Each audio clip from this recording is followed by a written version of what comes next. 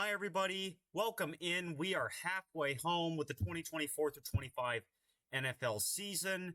We are through 9 weeks, and today I'm going to predict every game in Week 10. But before I do that, as per usual, I will recap all of my picks from Week 9. I had a 13-2 week last week, other than my Texans-Jets pick, which was pretty bad, and my Bears-Cardinals pick, which was also pretty bad.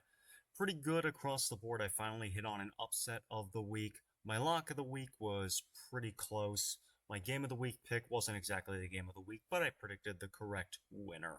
Before we begin, I remind you to leave a like if you enjoyed the video and to subscribe to my channel for more content like this. And if you want to be notified for when future content is uploaded, you can click the bell icon. You can choose whether you want all notifications, personalized notifications, whatever floats your boat. Let's begin. We began Thursday night with two teams in the AFC North and two MVP candidates through the first half. Cincinnati and Joe Burrow, Baltimore and Lamar Jackson. As I said, these two quarterbacks are playing at a very high level. If we did the MVP ballot today, these guys would probably both be in the top 5, maybe both in the top 3, depending on where you'd have Jared Goff or Josh Allen. The Bengals started off 1-4. They have won 3 of their last 4, albeit those wins were against the Giants, Browns, and the Raiders. The Ravens are obviously much better than those teams. The Ravens had a hiccup in Cleveland 2 weeks ago, but they got back on track last week with a win against Denver. And I think the Cincinnati defense is super vulnerable. The Ravens lit them up. In Week 5, I think they're going to do that again. The Ravens at home in prime time tend to look dominant. Just ask the Buffalo Bills back in Week 4. And I think that they're going to win this game. I think this will be high scoring, but the Baltimore Ravens are going to win this one 34-24. Head over the Atlantic Ocean to Frankfurt, Germany, and holy shit, this game is terrible. By far the worst international game this year. The 2-7 Giants and the 2-7 Panthers. Yuck. Both of these teams are DOA. They're absolutely terrible, and they're both going to be picking top 5 in the draft. I don't want to spend too much time talking about this one. The Giants at least have a decent defensive line, and I think that they're a little less shitty than the Panthers, so give me the Giants 20-14. Next up at 1 o'clock on Sunday, Washington hosting Pittsburgh. Washington has obviously been one of the surprises of the year, starting 7-2, although they haven't really been blowing the opposition out. I do believe they are for real. It is an impressive 7-2. Pittsburgh, outside of a couple weeks ago when they played the Jets, hasn't really impressed me all that much. I think Washington's better. They have a better quarterback. They're at home. For all those reasons, I like Washington in this spot. 24-21. Kansas City Chiefs just continue to find ways to win. They come into this week 8-0, just beat Tampa Bay in overtime. On the other side, the Denver Broncos, they've been a nice surprise, but I think they got kind of exposed last week against the Baltimore Ravens. I don't think Bo Nix is good at all. I think he's really going to struggle against this Chiefs defense. Once again, I think Patrick Mahomes is just going to do just enough for the Chiefs to win. I like the Chiefs 20-10. Next up is the Bills visiting the Colts. Listen, I think that the Colts present a ton of problems matchup-wise for the Bills, and I think the Bills are very overvalued this week. I do think they're for real, but I think this week they're highly overvalued as like a 5-point road favorite. I think that's way too much. The Bills have had a ton of trouble with Jonathan Taylor. Their run defense looked fairly weak last week against the Miami Dolphins, and I don't believe the Dolphins are quite as good at running as the Colts are. Obviously, the Colts' passing offense isn't that good. Joe Flacco, I don't think they scored an offensive touchdown last week. But the fact remains that the Colts are really good at running, and the Bills aren't great at stopping the run. On the flip side, I don't think the Colts' defense is good at all. But we have seen the past few weeks the Bills are very prone to starting out slow. And if they get in a hole here, I think that things could go south for them. So I actually like this as my upset of the week. I like the Colts 31-27. Next up, we have San Francisco and Tampa Bay. The Tampa Bay Buccaneers are on a unfortunately on a 3-game losing streak after 4-2 start. As we all know, they lost their top 2 wide receivers. I don't know when Evans is coming back, and we know that Chris Godwin is not coming back. They put up a nice fight in Kansas City. That game just wrapped up. On the other side, the San Francisco 49ers have been up and down, but they are coming off a bye week. I thought they looked pretty good in their win against the Cowboys going into their bye week. I know Tampa Bay looked pretty good against Kansas City, but Brock Purdy has been dominant in his short career, or in his young career against the Tampa Bay Buccaneers. I think he's going to carve up that defense again. They're super weak on the back end. I like San Francisco here, and San Francisco comfortably 31-21. Following that is New Orleans and Atlanta. The New Orleans Saints are on a 7-game losing streak, have absolutely no life, and I think they just fired Dennis Allen. They're going to be picking top 5 in this year's draft. I think Atlanta's good. They beat Dallas last week. They're on a win streak, I believe, 2 games. They have been a bit inconsistent. They did get boat raced at home against Seattle a few weeks ago. They looked pretty bad in week 1 against Pittsburgh, but I think they should beat a very obviously inferior Saints team. They're on the road, but it's in a dome, so I don't think there's too much of a road field disadvantage for them. I like the Falcons over the Saints 24-17.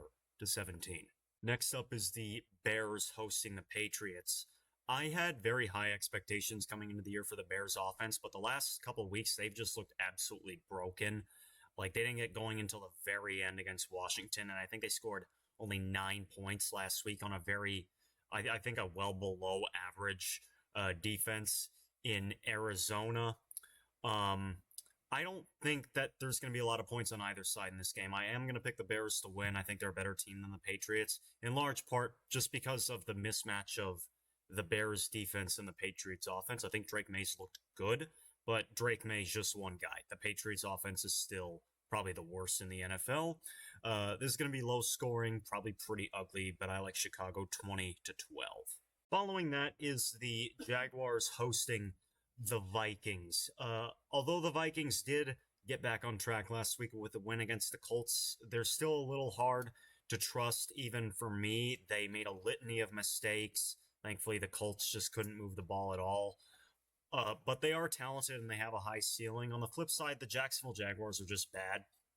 Like, they don't do anything particularly well. They don't have a good defense at all. Trevor Lawrence is not playing well at all. Do I think the Vikings will make some mistakes to keep Jacksonville in it? Probably. They haven't blown a team out really since week 3. But I do like the Vikings here 28-13 fairly comfortably.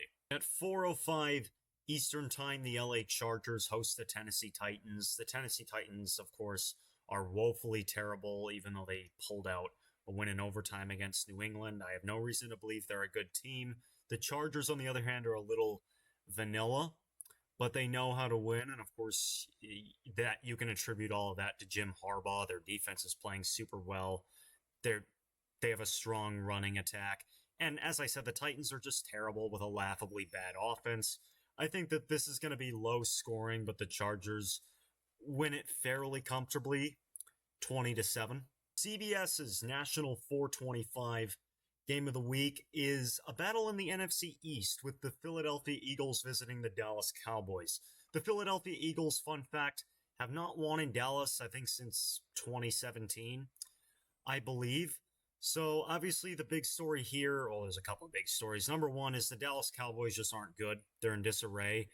They're not good at anything. Their offense is not good. Their running game is atrocious. Their offensive line is not good. And I think their defense is awful and much worse than it's been in prior years. And the other storyline for the Cowboys is the injury to Dak Prescott. I don't know how long he's going to be out. I think he has a hamstring. Those can be tricky, but I know for a fact he's not going to be playing this week. Dak Prescott has lit up the Philadelphia Eagles in his career, and I think his absence is going to make, obviously, I think his absence would make a big difference in any game for the Cowboys, but especially against the Eagles or any of the other NFC East teams. He tends to play his best ball against the NFC East. So then the question is it going to be Cooper Rush or Trey Lance starting I think Cooper Rush gives them a better chance this week. I'm going to assume it's Cooper Rush. If it's Trey Lance, and I think Philadelphia is just going to walk all over him. If it's Cooper Rush, I still think Philadelphia is going to walk all over him. As I said, the Cowboys defense is terrible, particularly at stopping the run. And guess what? The Philadelphia Eagles are pretty good at running the ball. And I think the Eagles are going to be hungry for a win in Dallas. And part of the reason they haven't been able to win in Dallas is because when they go to Dallas, Dak Prescott carves them up every time. So I think it would just make sense that they get their first win in Dallas forever in a game that Dak Prescott does not play. So I'm going to make this my lock of the week. Give me the Eagles to blow out the Cowboys 34-17. Undercard to Cowboys Eagles is the Arizona Cardinals hosting the New York Jets. The Jets were obviously very highly anticipated coming into the year, have been a massive disappointment, but they did get a win on a Thursday night against the Houston Texans, 21-13. Do I believe in them? No, I don't. I mean, we're still a week removed from them losing to the Patriots. We're 2 weeks removed from them getting blasted by Pittsburgh. They're not very good on the road, and I know they have the rest advantage here, but for poorly coached teams, which I believe the Jets firmly fall into that bucket, more rest tends to not be a good thing. The Cardinals, on the other hand, I think are a good team. They're playing well, and they have a lot of talent offensively. The Jets, although they do tend to pull some upsets at home, never on the road, and of course they are on the road here. I think the Cardinals are better than the Jets. I think that the Jets' win against Houston was a complete smokescreen, and I like the Cardinals to beat the Jets 27-23. This next one was one of the most highly anticipated games when the schedule came out, and I think it is going to live up to the hype. Both of these teams have certainly lived up to the hype. The Detroit Lions visiting the Houston Texans on Sunday night. The Detroit Lions look like by a mile the best team in the NFC. They're on a 6-game win streak. I think they've 4 of their last 5 wins have been by double digits. Jared Goff is just on fire right now. The Lions are really firing on all cylinders, even without Aiden Hutchinson. The Texans, on the other hand, have looked a little shaky. The interior of their offensive line does look weak. They looked really bad in the loss to the Jets last week, but I think them coming home will help them a little bit more. I think CJ Stroud will be able to perform better at home. I think the Lions are better, and they are going to win here, but I expect this to be really high scoring with great quarterback play on both sides. I like the Lions here 31-28, and I'm going to call this the game of the week. And lastly, on Monday night, the 2-6 Miami Dolphins visit the LA Rams, who are on a 3-game winning streak, sitting at 4-4 coming off the win at Seattle. The Dolphins are coming off 2 straight losses. Tua did come back 2 weeks ago, and he has played well so far in his return. However, that Dolphins defense just isn't good at all. The Cardinals tagged him for like 26, I think, because 2 of those 28 points came off a safety. The Bills the Bills punted 1 time. They didn't punt 1 time after the first drive. And I think the Rams are starting to heat up. As I said, they're on a 3-game winning streak. They're getting some of their offensive playmakers back. On the defensive side, Jared Verse, one of their rookies, is really coming on. I think right now the Rams are definitively a better team than the Dolphins. I think last week was an absolute gotta have it for Miami, and they lost, so I think they're cooked. But I think that the Rams are really going to put the Dolphins into their grave. I'm going to pick the Rams here 30-24. And that will be all for today. I remind you to leave a like if you enjoyed the video and to subscribe to my channel for more content like this. And if you want to be notified of content in the future, I encourage you to click the bell icon. You can choose all notifications, personalized notifications, whatever floats your boat. I also encourage you to leave a comment telling me how right I was and how wrong I was and how I can improve these videos in the future. I appreciate the feedback very, very much. Thank you again for tuning in, and I will see you all again next week.